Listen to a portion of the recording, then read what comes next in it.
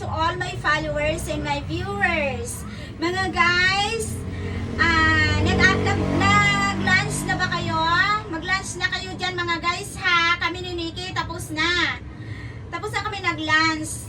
Okay, magkain na kayo ng lunch nyo mga guys, mga foods nyo dyan ha. Mga guys, pakita ko sa inyo to. Binigyan ako ng sister ko sa Japan. Ito po. Ito po yung binigay niya mga guys. Oh, green tea, made in Japan. Thank you so much sis. And thank you so much Kuya Tetsuya sa binigay niyong green tea. Thank you so much po. Thank you sis. Salamat sa inyong dalawa ni Kuya Tetsuya. Maganda ito kasi every morning ito po yung iti-take ko na instead na coffee, ito na lang.